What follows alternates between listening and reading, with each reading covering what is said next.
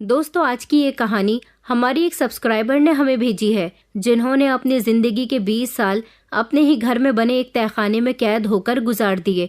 और उन्हें वहाँ किसने कैद किया और क्यों, और उन्होंने अपनी जिंदगी की 20 साल वहाँ किस तरह गुजारे, क्या कुछ उन्होंने बर्दाश्त किया, वो हमें अपनी कहानी बताते समय कई बार रोई। दोस्तों, क्या एक औरत की जिंदगी इतनी सस्ती है कि कोई भी उसके साथ कुछ भी करके चल दे और दुनिया हाथ पे हाथ धर के बस देखती रहे। दोस्तों, कहानी शुरू करने से पहले वीडियो को लाइक करें और कमेंट करके बताएं कि आपको हमारी कहानी कैसी लगी। और अगर आप अपनी कहानी हमारे चैनल पर देखना चाहते हैं तो अपनी स्टोरी हमें मेल करें, और मेल आईडी हमने डिस्क्रिप्शन में दे दी है। मेरा नाम स्नेहा है। मैं 5 साल की थी जब मेरे पिता मुझे इस दुनिया से छोड़कर चले गए थे। दरअसल मैं एक ऐसी बच्ची थी जिसे बचपन से ही उसके माता पिता का प्यार नहीं मिला था। मैं अपने मम्मी पापा की इकलौती बेटी थी। 5 साल की हुई तो एक एक्सीडेंट में मेरे पापा की मौत हो गई। मेरे पापा की मौत के 1 साल बाद मेरी मम्मी से लोगों ने कहना शुरू कर दिया कि उनको भरी जवानी में विधवा नहीं रहना चाहिए, बल्कि उनकी बेटी का साथ है, उन्हें दूसरी शादी कर लेनी चाहिए। हालांकि मेरी मम्मी दूसरी शादी करने के लिए तैयार नहीं थी, मगर उनके रिश्तेदारों ने उनको दूसरी शादी करने पर मजबूर कर दिया था। उसके बाद मेरी मम्मी की शादी हो गई थी। उनकी शादी एक ऐसे इंसान से हुई थी जो अमीर था और उन्हें बहुत खुश रख सकता था। हालांकि मेरे सगे पिता एक मिडिल क्लास इंसान थे। उन्होंने मेरी मम्मी को मिडिल क्लास ही जिंदगी दी थी। मेरी मम्मी की जिस इंसान के साथ शादी हुई थी उसके पास पहले से ही अपनी एक बेटी और एक बेटा था। उनको भी अपने बच्चों की परवरिश करने के लिए माँ की जरूरत थी, इसलिए उन्होंने मेरी मम्मी के साथ दूसरी शादी कर ली। इस तरह मेरी मम्मी की जिंदगी अपने पति के साथ अच्छी गुजरने लगी थी। मेरी मम्मी मुझे अपने पति के घर लेकर चली गई थी। मैं उन लोगों के साथ लगभग 1 महीना रही थी। फिर ना जाने मेरे सौतेले पिता और मेरी मम्मी के बीच ऐसा क्या हुआ कि उन्होंने फैसला किया कि वो मुझे पढ़ने के लिए विदेश भेज देंगे। इस तरह मैं विदेश आ गई थी और फिर मैंने बचपन से लेकर जवान होने तक का सफर वहाँ पर पूरा किया था। शायद मेरी मम्मी ने अपने दूसरे पति के कहने पर मुझे खुद से दूर कर दिया था। वो इंसान जैसा भी था, मैंने उस इंसान को अपना पिता एक्सेप्ट कर लिया था। मैं उनको पापा कहकर ही बुलाती थी। मैं उनसे काफी समय तक दूर रही थी, इसलिए उनका नेचर नहीं जान पाई थी कि मेरे दूसरे पापा नेचर वाइज कैसे हैं। वो खुद ही मेरी पढ़ाई की जिम्मेदारी उठा रहे थे। फिर जब मैं जवान हुई और मेरी पढ़ाई कंप्लीट हो गई तो मैंने इंडिया आने का फैसला किया। अब मैं चाहती थी कि अपने पेरेंट्स के पास रहूं। मेरी मम्मी भी मुझसे मिलने के लिए बेचैन हो रही थी, क्योंकि 6 साल की उम्र से 21 साल तक मैं अपनी मम्मी से दूर रही। मेरी उनसे सिर्फ फ़ोन पर ही बात होती थी। उसके बाद मैं जब यहाँ इंडिया अपने पेरेंट्स के साथ रहने के लिए आई तो मुझे ऐसा लगा था जैसे मेरी नई जिंदगी की शुरुआत हुई है। मैंने नई दुनिया में कदम रखा है। अब मैं इन लोगों के साथ ही रहने लगी थी। मेरे कुछ फ्रेंड्स थे जो इंडिया के ही थे, और लगभग 1 साल तक मैंने इंडिया में कुछ और नए दोस्त भी बनाए थे। और कुछ वो लोग भी थे जो मेरे साथ पढ़ाई पूरी करने के बाद इंडिया आए थे और मेरे ही शहर में रहते थे। उन लोगों से भी मेरी मुलाकात होती रहती थी, क्योंकि बचपन से लेकर अब तक मैं किसी रिश्ते को तो ज्यादा अच्छी तरह से समझ नहीं पाई थी। मेरे साथ मेरे दोस्त ही ज्यादा रहे थे, इसलिए मुझे दोस्त बनाने का बहुत शौक था। मुझे यहाँ आए हुए और अपनी फैमिली के साथ रहते हुए 1 साल हो गया था। धीरे धीरे मैं सबका नेचर अच्छी तरह से जान गई थी। अपनी सौतेली बहन और भाई को भी जान गई थी। वो लोग मेरे साथ ज़्यादा अच्छे तो नहीं थे, मगर हाँ इतना था कि वो मेरे साथ अच्छे से बातचीत कर लिया करते थे। एक रात मेरी एक दोस्त का बर्थडे था। मैं उसकी बर्थडे पार्टी में जाना चाहती थी। मैं दिन में तो जहाँ भी जाती अपनी मम्मी से परमिशन लेती थी, क्योंकि सुना था कि इंडिया में लड़कियों को रात को घर से बाहर अकेले नहीं निकलना चाहिए और अपने पेरेंट्स की विदाउट परमिशन भी नहीं जाना चाहिए। मैंने अपनी मम्मी और पापा दोनों से ही अपनी फ्रेंड की बर्थडे पार्टी में जाने के लिए परमिशन मांगी थी। मेरी मम्मी ने तो मुझे वहां जाने के लिए परमिशन दे दी थी, लेकिन पापा ने मुझे वहां जाने नहीं दिया। उन्होंने इस बात से साफ इनकार कर दिया था। इस बात पर तो मैं नाराज हो गई थी, क्योंकि मैंने आज तक किसी से कुछ नहीं मांगा था और बर्थडे भी मेरी बहुत खास फ्रेंड की थी, इसलिए मेरा जाना भी बहुत ज़रूरी था। मैं इन लोगों से कोई बहस तो नहीं करना चाहती थी, मगर अपने पापा से नाराज़ होकर मैं अपने कमरे में आ गई थी। तभी अचानक मेरी एक फ्रेंड की कॉल आती है।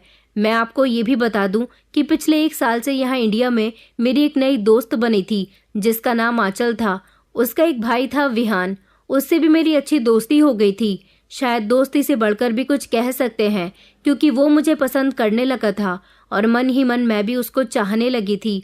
लेकिन हम दोनों ने एक दूसरे को प्रपोज नहीं किया था और मैं आंचल की ही बर्थडे पार्टी में जाने वाली थी।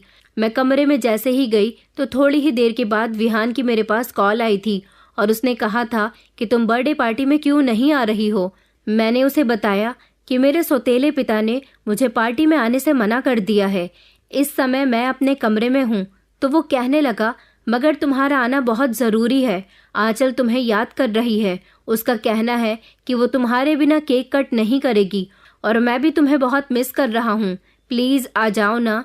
वो मुझसे पार्टी में चलने की जिद करने लगा।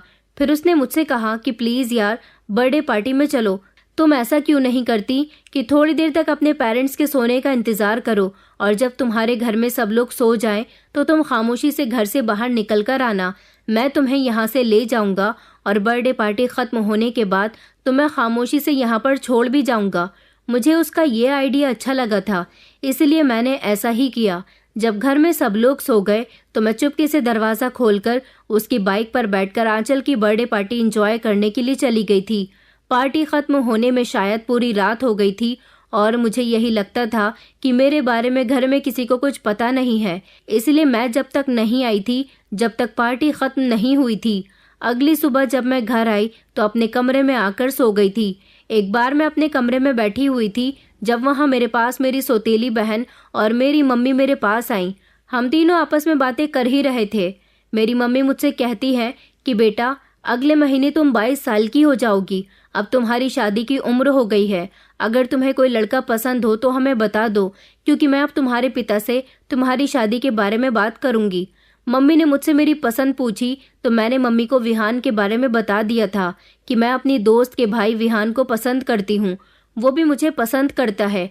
अगर आप मेरी शादी कराना चाहती हो तो पिताजी को मेरे और विहान के बारे में बता देना, क्योंकि मैं विहान के अलावा किसी और से शादी नहीं करूंगी। ये बात सुनकर मेरी मम्मी को खुशी हुई थी कि मैंने उनको अपने बारे में बता दिया, उनसे कुछ छुपाया नहीं, क्योंकि ये तो मैं जानती थी कि हम दोनों एक दूसरे को पसंद करते हैं, इसलिए हम दोनों की शादी भी होनी चाहिए। शायद हमारी सारी बातें मेरे सौतेले पिता दरवाजे के पास खड़े हुए सुन रहे थे। इस तरह कुछ दिन और गुजर जाते हैं। मम्मी ने भी शायद पिताजी को मेरे और विहान के बारे में सब बता दिया होगा। विहान ने भी अपने पेरेंट्स को मेरे बारे में बता दिया था। ये खुशखबरी सुनकर तो मेरी खुशी के ठिकाने नहीं रहे थे। इस खुशी को एंजॉय करने के लिए वो मुझे अपने साथ एक बड़े से होटल में ले गया था और वहाँ जाकर इस खुशी को मैंने और विहान ने सेलिब्रेट किया था। मैं बहुत खुश थी। विहान ने कहा था कि वो जल्द ही अपने पेरेंट्स को मेरे घर रिश्ता लेकर भेज देगा। ये बात जब मैंने मम्मी को बताई तो मम्मी ने कहा था कि ये तो और भी ज़्यादा अच्छी बात है। अगर उसके पेरेंट्स हमसे खुद अपनी तरफ से बात करेंगे तो ज़्यादा बेहतर रहेगा। अगले हफ्ते विहान के पेरेंट्स हमारे घर आने वाले थे, लेकिन एक ही दिन गुजरा था जब अगले दिन मैं गार्डन में टहल रही थी और मैंने देखा कि मेरे पिता गार्डन में कोई बड़ा सा बॉक्स लेकर जा रहे थे। उन्होंने मुझे आवाज़ लगाई और कहने लगे कि स्नेहा, मुझे तुम्हारी हेल्प की ज़रूरत है। मुझे तहखाने में ये बॉक्स रखना है। ये बॉक्स कैसा था और इसके अंदर कैसा सामान था ये तो मैं कुछ भी नहीं जानती थी, मगर मैं उनकी मदद कर देती हूँ। ये बॉक्स बहुत भारी हो रहा था।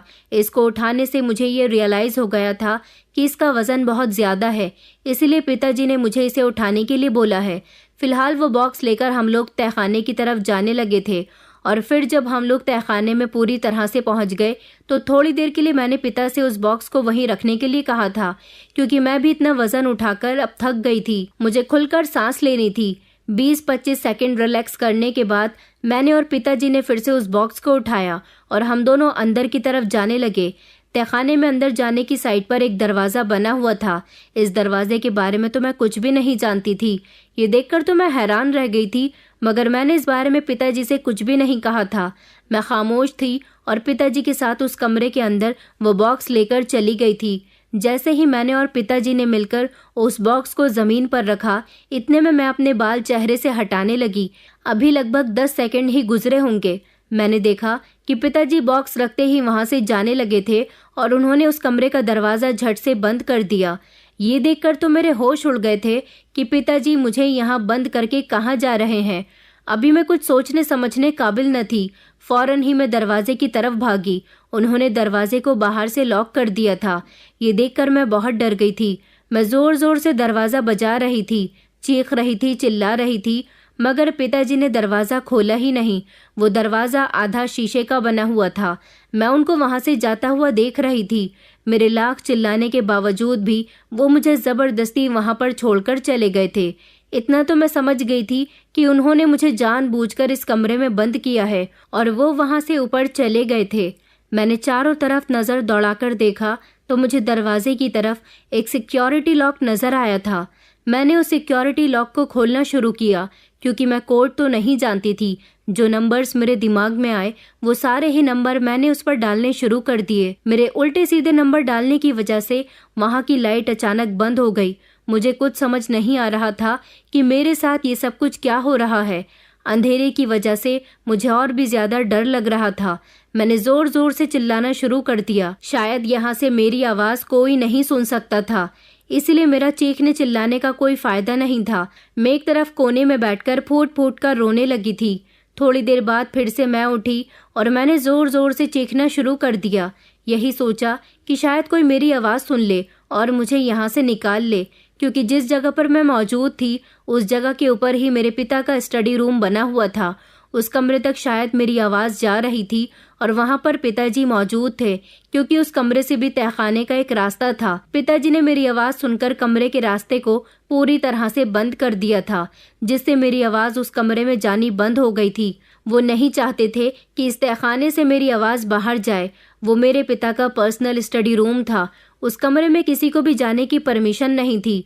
थोड़ी देर इधर उधर हाथ पैर मारने के बाद मेरे हाथ एक टॉर्च लग गई थी। वो टॉर्च मैंने जलाई तो कमरे के अंदर थोड़ी सी रोशनी हुई थी, जिससे मेरी जान में जान आई थी। काफी देर तक मैं रोती रही और अपने आप को संभालने की कोशिश करती रही, मगर जैसे ही मेरी नज़र उस बॉक्स पर गई जिसको मैं और पिताजी मिलकर इस कमरे तक लेकर आए थे, तो मैंने सोचा कि मुझे इसे खोलकर देखना चाहिए, इस बॉक्स में आखिर क्या है।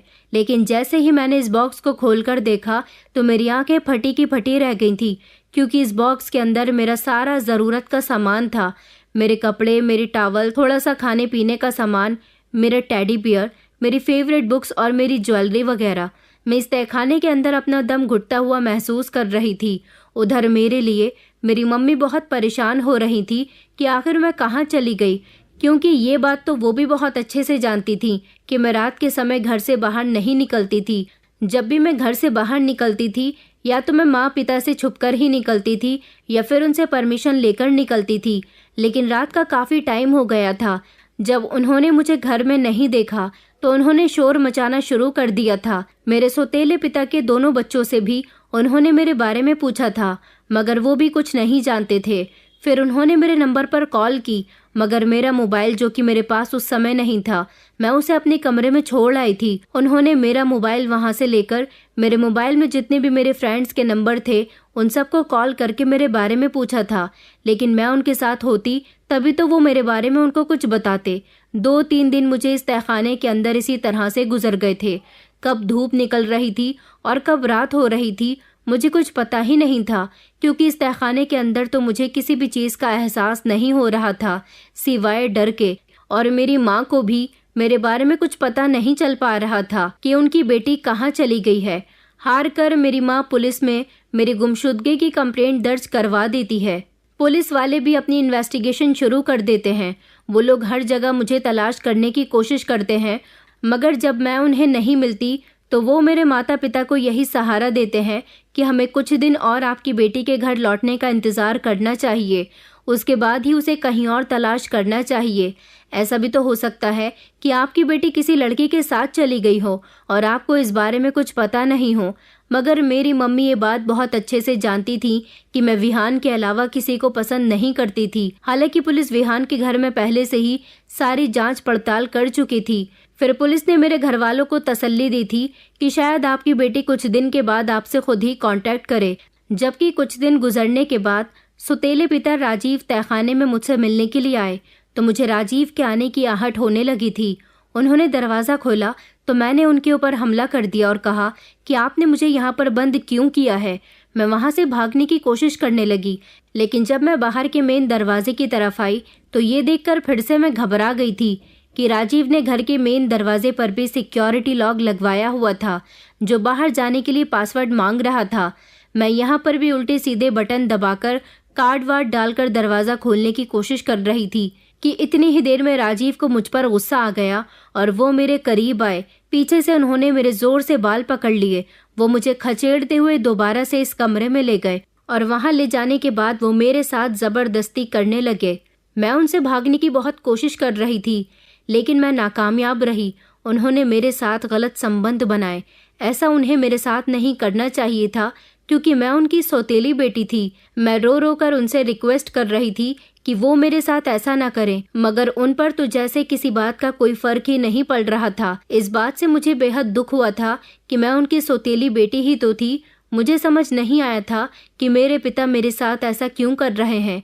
मेरी जिंदगी अब इसी तरह से गुजर रही थी। यही तहखाना मेरी दुनिया थी। यही मेरा दिन निकलता था और यही मेरा दिन ढलता था। इसी तरह मुझे इस तहखाने में रहते रहते लगभग 15 दिन गुजर गए थे और आज मेरा बर्थडे था। मैं पूरे 22 साल की होने वाली थी।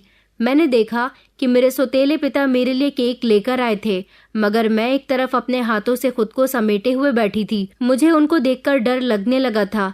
मैं उनकी कैद में थी। वो मुझसे जैसा जैसा कहते मुझे वैसा ही करना पड़ता था। मैं राजीव के आगे रोने लगी और कहने लगी कि आखिर आप मेरे साथ ये सब क्यों कर रहे हो? आपने मुझे यहाँ कैद करके क्यों रखा हुआ है और क्यों आप मेरे साथ गलत करते हो? उन्होंने मुझसे वादा किया कि अगर मैं उनकी बात मानती रही तो वो मुझे जल्द ही यहाँ से निकाल देंगे। बर्थडे की नाइट राजीव मेरे लिए बर्थडे केक लेकर आए थे। मैं केक कट करना नहीं चाहती थी, मगर ज़बरदस्ती उन्होंने मुझसे केक कट करवाया था। मेरे ऊपर अपनी मर्जी चलाने से उन्हें बहुत खुशी मिलती थी। उस रात फिर से मेरे साथ राजीव ज़बरदस्ती करने लगे और मैं कुछ ना कर सकी। उधर मेरी माँ और मेरी सौतेले बहन भाई मेरे लिए बहुत परेशान हो रहे थे, क्योंकि उन्हें मेरा कोई नामो निशान नहीं मिल रहा होता है। तो वो लोग ये समझ रही होती हैं कि अगर मैं कहीं भाग गई हूँ तो कहाँ भागी हूँ, और अगर मुझे किसी ने किडनैप कर लिया है तो क्यों किया है। इतना टाइम हो गया, उन्हें मेरे बारे में कोई क्लू क्यों नहीं मिलता था। माँ पिता से हमेशा मेरे बारे में शिकायत करती रहती थी कि मेरी बेटी कहीं मिल नहीं रही है, प्लीज़ मेरी बेटी को कहीं से भी ढूंढ निकालो। मैं जानती हूँ कि वो किसी बड़ी मुश्किल में फंसी हुई है। राजीव ने उनसे कहा था कि तुम्हारी बेटी बहुत चालाक है, ज़रूर वो किसी लड़के के अफेयर में है। वैसे भी उसने तुम्हें बताया तो था कि वो किसी लड़के से प्यार करती है, ज़रूर वो उसके साथ ही भाग गई होगी। तो माँ कहने लगी, मगर पुलिस ने उसके घर जाकर सारी जांच पड़ताल कर ली है। अगर ऐसी कोई बात होती तो पुलिस हमें ज़रूर बताती। ना जाने क्यों मेरी माँ का दिल इस बात के लिए नहीं मानता था। माँ को यही लगता था कि उनकी बेटी किसी बड़ी प्रॉब्लम में फंसी हुई है। वो जानती थी कि उनकी बेटी किसी लड़के से प्यार करती थी, मगर वो किसी के साथ इस तरह अपने पेरेंट्स की इज्जत रौंद कर घर से नहीं भाग सकती। कुछ दिन इसी तरह से गुजर गए थे। राजीव इस तहखाने में मेरे लिए टीवी और घड़ी लेकर आए थे। यहाँ तो मैं जब से आई थी जैसे बाकी की चीज़ों को भूल ही गई थी। मुझे तो यहाँ रहते समय कभी पता ही नहीं चलता था। इस तहखाने में जो सामान रखा हुआ था मैं इसी से अपना गुजारा किया करती थी। इसलिए मैंने उनसे कहा था कि यहाँ पर मेरा टाइम पास नहीं होता, इसके लिए मुझे टीवी ला दीजिए और मुझे समय का भी पता नहीं चलता, मुझे एक घड़ी भी लाकर दे दीजिए। उन्होंने मेरी इन दोनों डिमांड्स को पूरी कर दिया था। यहाँ वैसे तो ज़रूरत का हर सामान मौजूद था। फ्रिज में खाने पीने का सामान भी भरा हुआ था, क्योंकि जब जब राजीव आते थे ज़रूरत का थोड़ा बहुत सामान लेकर आ जाया करते थे। इस फ्रिज में मेरे लिए कोल्ड ड्रिंक के केन्स भी रखे हुए थे। मैंने कोल्ड ड्रिंक पी ली थी और उसके खाली केन से एक हथियार बनाया था। ये धारदार हथियार था ताकि इस हथियार से मैं अपने पिता पर हमला कर सकूं। उस दिन वो जालिम आदमी वहां पर आया तो मैंने उन्हें शीशे से देख लिया था। वो दरवाजे की दूसरी तरफ खड़े हुए थे। मुझे बिल्कुल सीधा खड़े हुए देखकर शायद उन्हें थोड़ा सा मुझ पर शक हो गया था कि मैं कुछ न कुछ गड़बड़ करने वाली हूँ। दरवाज़ा खोलकर जैसे ही वो मेरे पास आते हैं मैंने फौरन ही अपने हथियार से उन पर हमला कर दिया था, लेकिन वो बड़े ही शातिर थे। इस हमले को पहले ही भांप चुके थे, इसीलिए वो मुझसे बच गए थे। मगर फिर मेरा अंजाम बहुत बुरा हुआ था। उन्होंने मुझे बड़ी बेरहमी से मारा था। मैं उनसे कह रही थी कि वो मुझे छोड़ दें, मुझे माफ़ कर दें, मगर उन्होंने मेरी एक न सुनी। उधर मेरा दोस्त विहान मेरे लिए बहुत परेशान होता था कि अचानक मैं कहाँ गायब हो गई हूँ। मैं तो उसकी बहुत अच्छी दोस्त थी और उससे प्यार भी करती थी। मेरा काफ़ी लंबे समय से उससे कोई कांटेक्ट भी नहीं हो सका था। एक दिन विहान मेरे घर पर आ गया था और उसने पिता से मेरे बारे में पूछा था कि स्नेहा कहाँ है। काफ़ी दिनों से वो दिखाई नहीं दे रही। तब पिताजी ने उसे टालने की कोशिश की थी कि मैं कुछ नहीं जानता कि वो कहाँ चली गई। विहान अपना मुंह लटकाकर वहाँ से चला गया था और इसी तरह धीरे धीरे मुझे इस तहखाने में लगभग 1 साल हो गया था और मैं इस तहखाने के अंदर बंद रह रहकर ही अपनी ज़िंदगी को गुजार रही थी। मैं यहाँ रहती तो यहाँ पर अपने लिए सारे कामकाज करती थी, यहाँ की साफ सफाई भी करती थी और अपने लिए खाना भी बनाया करती थी और अकेली ही बैठकर खाना खाती थी। मुझे सबकी बहुत याद आती थी। सबसे ज़्यादा मुझे अपनी मम्मी और विहान की याद आया करती थी। 1 साल गुजरने के बाद मैं प्रेग्नेंट भी हो गई थी और मैंने एक बेटी को जन्म दिया था।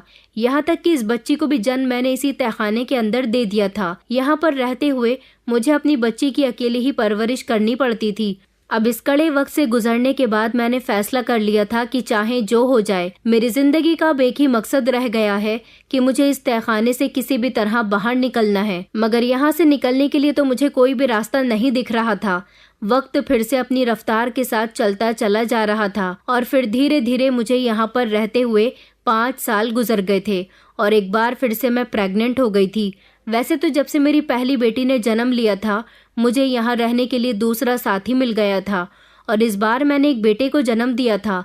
अब मेरे इसी तहखाने के अंदर 2 बच्चे हो गए थे और इन दोनों के साथ मैं रहती थी। मैं इनसे बहुत प्यार करती थी। इन लोगों ने आँख खुलते ही सिर्फ मुझे देखा था। अगर ये कभी कभी किसी को अपनी आंखों से देखते तो वो इंसान कोई और नहीं बल्कि मेरे सौतेले पिता थे, जिनको वो बच्चे अपने पिता मानते थे। उधर 5 साल बाद भी विहान मेरे लिए इसी तरह से परेशान रहता था और हर दिन उसे मेरी तलाश रहती थी। वो बड़ी बेसब्री के साथ मुझसे मिलना चाहता था। उसे एक यही आस थी कि मैं कभी न कभी तो अपने घर ज़रूर आऊँगी, इसलिए वो हर रोज़ मेरे घर के दरवाजे पर आ जाता था। एक दिन विहान का सामना मेरी सौतेली बहन से हो गया था। उसने उससे मेरे बारे में पूछा था तो उसने भी मेरे बारे में विहान को यही बताया था कि स्नेहा तो पिछले कई सालों से गायब है, उसका कोई अता पता नहीं चला। विहान ने मेरी सौतेली बहन से कहा था कि मैं पिछली बार जब यहाँ पर आया था और मेरी मुलाकात तुम्हारे पिता से हुई थी तो उन्होंने कहा था कि स्नेहा का किसी लड़के के साथ अफेयर चल रहा था और वो उसी लड़के के साथ भाग गई है। ये बात सुनकर तो मेरी सौतेली बहन चौंक गई थी, क्योंकि उसने तो ऐसी कोई बात नहीं सुनी थी। मेरी सौतेली बहन को धीरे धीरे अपने पिता पर शक हो गया था। उसे यही लगता था कि शायद उसके ही पिता ने मुझे कहीं छुपा दिया है, क्योंकि बचपन से ही वो मुझे ज़्यादा पसंद नहीं करते थे। तभी तो उन्होंने मुझे अपनी शादी के बाद मेरी मम्मी से लड़ झगड़ कर विदेश पढ़ने के लिए भेज दिया था, ताकि मैं वहाँ पढ़ने जाऊँगी और वहीं पर ही रहूँगी।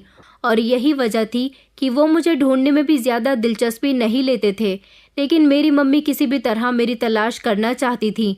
उन्होंने मुझे ढूंढने के लिए काफ़ी कोशिश की थी। अब की बार उन्होंने मुझे तलाश करने के लिए प्राइवेट डिटेक्टिव को भी हायर करना चाहा था। लेकिन मेरे पिताजी, जो कि एक बड़े ही ख़तरनाक इंसान हैं, वो भला ये कैसे चाह सकते थे कि उनकी हकीकत दुनिया वालों के सामने खुलकर आ जाए। वो ऐसा नहीं चाहते थे कि कोई भी डिटेक्टिव या ऑफिसर मेरे केस की इन्वेस्टिगेशन करे। इस बात पर मेरे माता पिता दोनों में बहुत झगड़ा हो गया था, क्योंकि मेरी माँ को पिता से हमेशा से ही यही शिकायत थी कि तुम मेरी बेटी को तलाश करने में मेरी मदद क्यों नहीं कर रहे हो। माँ तो पिताजी से नाराज होकर अपने कमरे में चली गई थी।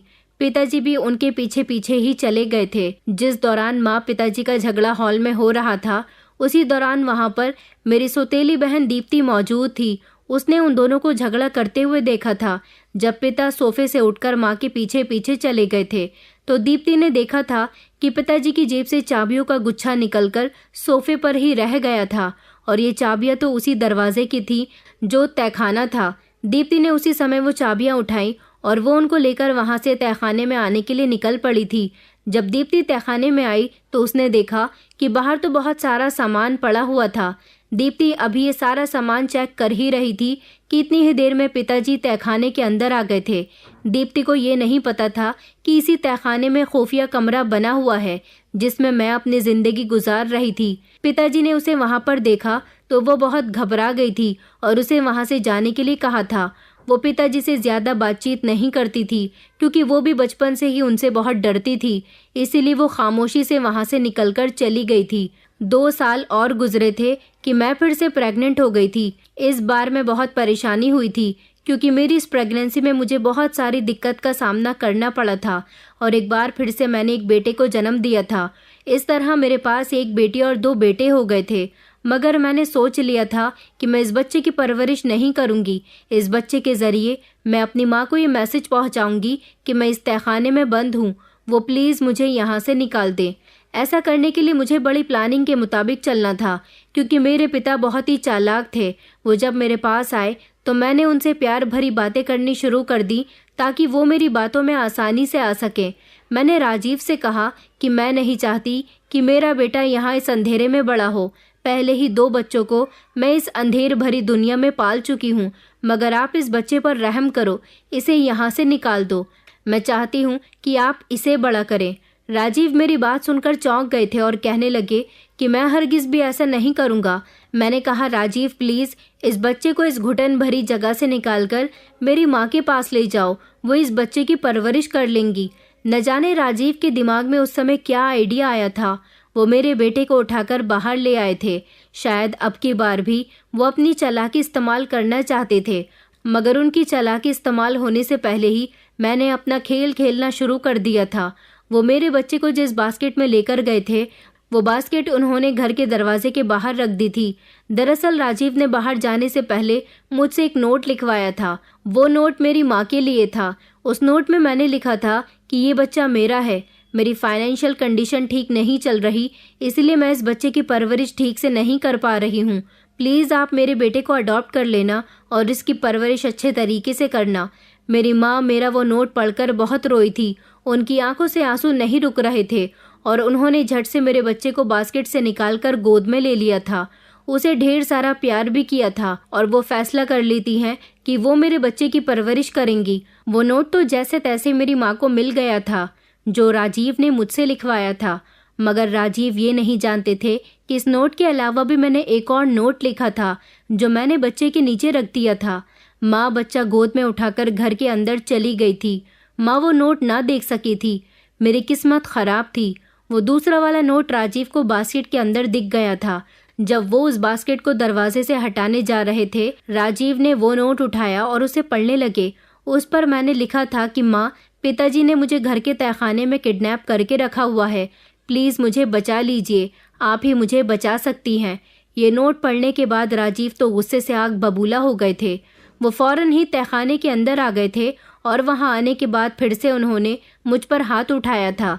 मुझे इतनी बुरी तरह से मारा था कि मैं लहूलुहान हो गई थी और उसके बाद उन्होंने मेरी इज्जत के साथ भी खिलवाड़ किया था। वक्त इसी तरह से बीत गया था और फिर मुझे इस तहखाने में रहते रहते 15 साल हो गए थे। अपने बेटे और बेटी के साथ मैं खुश थी, मगर ना जाने क्यों मुझे यहाँ से निकलने की फिक्र हमेशा सताती रहती थी। मेरी बड़ी बेटी पिंकी अब धीरे धीरे जवान दिखनी शुरू हो गई थी। मेरे इन दोनों बच्चों ने तो बाहर की दुनिया को देखा ही नहीं था, मगर मैंने नोटिस किया था कि मेरे सौतेले पिता, जो कि एक हैवान थे, वो अब मेरी बेटी पर भी अपनी गंदी नज़र डालने लगे थे, जो कि मेरी बेटी होने के साथ साथ उनकी खुद की भी बेटी थी, उनका ही खून थी। इस बात को तो मैं बहुत अच्छी तरह से भाप गई थी और अब मैंने ठान ही लिया था कि जो चाहे हो जाए, मुझे यहाँ से निकलना ही होगा, क्योंकि जो तकलीफ मैंने बर्दाश्त की है वो मैं अपनी बेटी को नहीं देना चाहती थी। एक दिन मैं अपने कमरे में अपने दोनों बच्चों के साथ बैठी हुई थी, तभी अचानक मेरे ऊपर पानी की कुछ बूंदें आईं। मैंने सर उठाकर देखा तो ऊपर की छत से पानी नीचे टपक रहा था। ये देखकर मुझे एक आइडिया आया था, क्योंकि मैं समझ गई थी कि ये जगह कच्ची है। मैंने जल्दी से कोई नुकीली चीज़ ली और उस जगह पर छेद करना शुरू कर दिया। उस जगह को कुरेदते कुरेदते वहां पर छेद होने लगा था। मेरे पास जो टॉर्च थी, उस टॉर्च को मैंने उस छेद में डाला और वहां से रोशनी डालना शुरू कर दिया, ताकि कोई इस परेशानी को देखकर मुझे बचाने के लिए आ जाए, क्योंकि मैं जानती थी कि ये जगह गार्डन की तरफ की जगह है। उस समय सड़क से कोई आदमी गुजर रहा था। ये रात का समय था जब उसने हमारे घर की तरफ देखा और उसे लगा कि तहखाने से कोई रोशनी ब्लिंक कर रही है। उसने घर का दरवाज़ा बजाया था और इस बार फिर से मेरी किस्मत ने मेरा साथ नहीं दिया था, क्योंकि जब उस आदमी ने दरवाज़ा बजाया था तो दरवाज़ा खोलने वाला इंसान मेरे सौतेले पिता ही थे। राजीव जब बाहर आए तो उस आदमी ने राजीव को बता दिया था कि आपके तहखाने से कोई लाइट ब्लिंक कर रहा है। ये बात सुनकर राजीव को बहुत गुस्सा आया था, क्योंकि वो अच्छी तरह से जानते थे कि ये काम करने वाला इंसान कोई और नहीं बल्कि मैं ही हूँ। राजीव इस समय नीचे आ गए थे और उन्होंने फिर से मुझे बुरी तरह से मारा था, क्योंकि इस बार भी मैंने यहाँ से निकलने के लिए जो कोशिश की थी उससे राजीव फंस सकते थे, इसलिए उन्हें बहुत गुस्सा आ रहा था। लेकिन इस समय मैं प्रेग्नेंट थी, ये तो मैं भी नहीं जानती थी, क्योंकि जब राजीव ने मुझे मारा था तो पिटाई की वजह से मेरा मिसकैरेज हो गया था, और जब मेरा मिसकैरेज हुआ तो तब मुझे ये पता चला कि मैं 2 महीने की प्रेग्नेंट थी। ये जिंदगी मुझे बहुत बुरी लगती थी, इसलिए मैं दिन रात रोती रहती थी। मेरे बच्चे जब अपने पिता के हाथों से मुझे पिटता हुआ देखते थे तो वो बहुत डर जाया करते थे और रोने लग जाते थे। वो मेरा बहुत ख्याल रखते थे। जब जब उनके पिता आते थे वो सहम कर रह जाते थे कि कहीं उनके पिता उन पर हाथ न उठाएं। मेरे बच्चे हमेशा सवाल किया करते थे कि आखिर उनके पिता कहाँ चले जाते हैं, कहाँ गायब हो जाते हैं, और यहाँ आते हैं तो मुझ पर हाथ क्यों उठाते हैं, मेरे साथ ज़बरदस्ती क्यों करते हैं, जबकि मैं उनकी नज़रों के सामने हमेशा रहती हूँ। एक दिन तंग आकर मैंने अपने बच्चों को उनके पिता की पूरी हकीकत के बारे में बता दिया था कि वो उनके पिता होने के साथ साथ मेरे सौतेले पिता भी हैं, और उन्होंने मुझे यहाँ पर क्यों बंद करके रखा हुआ है। इस दुनिया के बाहर भी एक और दुनिया है जहाँ रोशनी भी होती है और अंधेरा भी होता है, और उनके जैसे ही बहुत सारे लोग इस दुनिया में मौजूद हैं। मेरे बच्चे तो मेरी पूरी कहानी सुनकर चौंक गए थे। उन्हें ऐसा इसीलिए लग रहा था क्योंकि वो बचपन से ही यहाँ पर रह रहे थे, इसलिए उनको ये सब सुनकर बड़ी हैरानी हुई थी। मैंने अपने बच्चों को बोल दिया था कि मैं इस इंसान से तुम लोगों को बचाना चाहती हूँ। ये बात सुनकर मेरे बच्चे बुरी तरह से डर गए थे। अगले दिन जब राजीव तहखाने में आए और बच्चों ने उन्हें सब कुछ बता दिया तो राजीव को बहुत गुस्सा आया था कि मैंने बच्चों को हकीकत क्यों बता दी थी। उनको बहुत गुस्सा आया था। उन्होंने फिर से मुझे बुरी तरह से मारा था। इस बार तो उनके हाथ में जो कुछ भी आ रहा था वो उसी से मुझ पर वार कर रहे थे। मेरी जान भी जा सकती थी, मगर उन्हें तो किसी बात की कोई परवाह ही नहीं थी। मैं दिन ब दिन बहुत कमज़ोर होती जा रही थी। मैं बहुत परेशान रहती थी। मेरी हालत ख़राब हो रही थी। इस दौरान मुझे सबसे ज़्यादा याद अगर किसी की आती थी तो वो विहान था। मुझे अच्छी तरह से याद है, जब मैं विहान से आखिरी बार मिली थी तो हमने एक दूसरे से शादी करने का वादा किया था। मैं सोच रही थी कि मेरी तरह वो भी मुझे याद करता होगा, मुझे तलाश करता होगा, लेकिन अब तो काफ़ी साल हो गए हैं। न जाने वो कहाँ होगा, और अब तो उसकी शादी भी हो गई होगी। मेरी तरह उसके भी बच्चे हो गए होंगे। फिलहाल फिर से वक्त इसी तरह से गुजरता जा रहा था, मगर इस दौरान मेरी बेटी को एक बड़ी बीमारी लग गई थी। उसे अस्थमा का अटैक आ जाता था। राजीव भी उन दिनों बहुत परेशान चल रहे थे, क्योंकि उनकी नौकरी चली गई थी। उनके पास सारे फंड्स भी ख़त्म हो गए थे। उनके ऊपर बैंक का भी लोन था, इसलिए उन्हें इस घर को खाली करना था, और वो ये बात अच्छी तरह से जानते थे कि अगर उन्होंने ये घर खाली कर दिया तो उनका सारा काला सच दुनिया के सामने आ जाएगा, क्योंकि जो भी नया परिवार उनके घर में रहने के लिए आएगा वो लोग कभी ना कभी तो मुझे और मेरे बच्चों को देख ही लेंगे। राजीव इन दिनों बहुत परेशान चल रहे थे, मगर उनकी चालाकी अभी भी ख़त्म नहीं हुई थी। अब वो बहुत बड़ी मुसीबत में फंसने वाले थे, इसीलिए उन्होंने हमें रास्ते से हटाने का फैसला किया था। वो हम लोगों की जान लेना चाहते थे। हमें मारने के लिए उन्होंने एक नई चाल चली थी। वो अपनी गाड़ी को एग्जॉस्ट फैन के पास ले आए थे और उन्होंने अपनी गाड़ी का धुआं तहखाने में छोड़ना शुरू कर दिया था, ताकि ये धुआं इस तहखाने में फैल जाए और दम घुटने से हम सबकी मौत हो जाए। लेकिन मेरा सबसे छोटा बेटा, जिसकी परवरिश मेरी माँ ने की थी और वो इन लोगों के साथ ही रहता था, वो इस समय मौके पर वहां आ गया था, जिस वजह से राजीव का ये प्लान बुरी तरह से चौपट हो गया था। वक्त फिर से इसी तरह बीतता रहा था। फिर मुझे इस तहखाने में रहते हुए लगभग 24 साल गुजर गए थे, और इन 24 सालों में मैंने ना तो सुबह देखी थी और ना ही शाम, ना मैंने सूरज देखा था और ना ही चांद। अगर मैंने कुछ देखा था तो वो थी इस तहखाने की 4 दीवारी। एक दिन फिर से मेरी बेटी को अस्थमा का अटैक आ गया था और उसकी कंडीशन बहुत ज़्यादा ख़राब हो गई थी। मैं बहुत परेशान थी, उसको अपने सीने से लगाए बैठी हुई थी जब राजीव भी वहाँ पर आ गए। मैंने राजीव के आगे हाथ जोड़कर कहा था कि प्लीज़ मेरी बेटी की जान बचा लीजिए, उसे अस्पताल लेकर चलना होगा। उसे इलाज की बहुत ज़रूरत है। अगर उसे इलाज ना मिल सका तो वो अपनी जान की बाजी हार जाएगी। लेकिन राजीव तो चाहते ही यही थे कि हम लोग मर जाएं।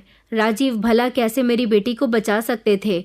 उनका कहना यही था कि अगर उसका इलाज अस्पताल में होगा तो तुम लोगों को यहाँ से बाहर निकलना होगा, और मैं किसी भी हाल में तुम में से किसी को भी यहाँ से बाहर नहीं निकालना चाहता। मैं तुम्हें यहाँ से बाहर जाने की परमिशन नहीं दूंगा। लेकिन मेरी बेटी तकलीफ से तड़प रही थी और वो धीरे धीरे बेहोश होने लगी थी। राजीव उसके करीब जाकर बैठ गए तो उसे बड़ी घूर घूर कर देख रहे थे, क्योंकि मेरी बेटी की कंडीशन बिल्कुल मरने वाली हो गई थी।